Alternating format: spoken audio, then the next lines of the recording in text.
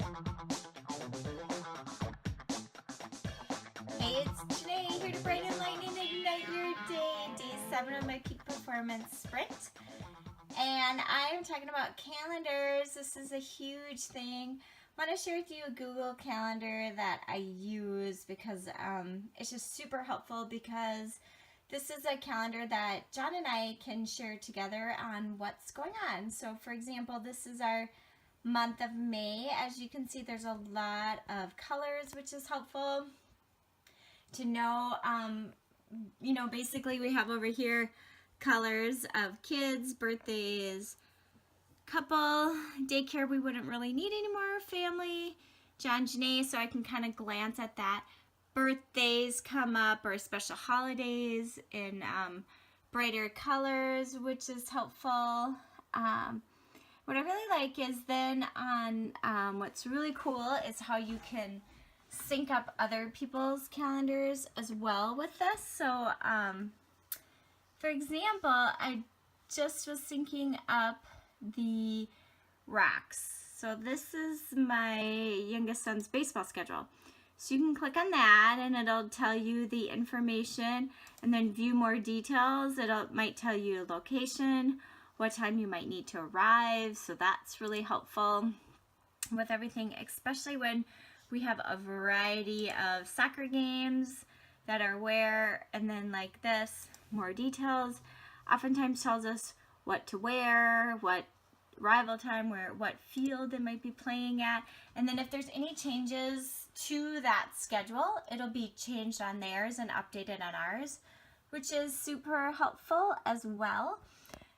I typically like looking at the monthly view.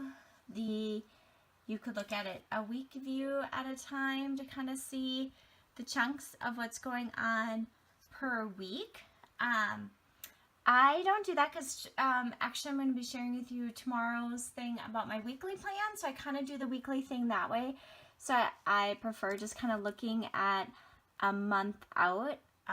But then, then I can kind of just see my white spaces, what's going on with certain holidays and times.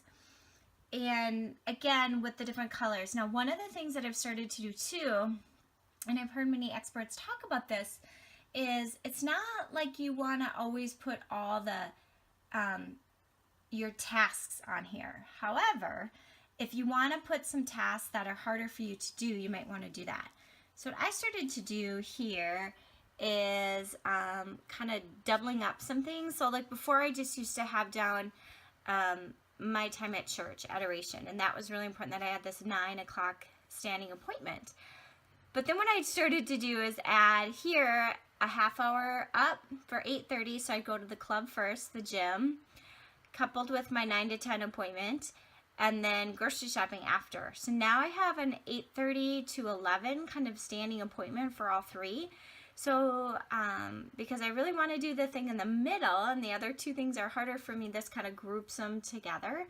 And those are just really good habits and high performance tips. So I'll put some of that on, but most of the time it'll be other things. Sometimes like this, I'll put an event going on. We didn't end up going to this fishing clinic because we had other things that day that we wanted to focus on. But if there's things in the community that we still might be considering, I'll put those on.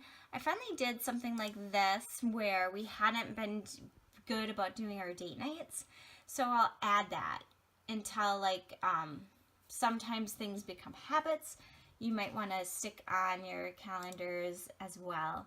So this really gives you a month at a glance on kind of what's going in, and then you can really zero down for the week, and I'll share with you next on what I do for my weekly plans as well. So if you're already not using this, I highly suggest electronic calendar, especially if you do sync up multiple calendars. It's super helpful.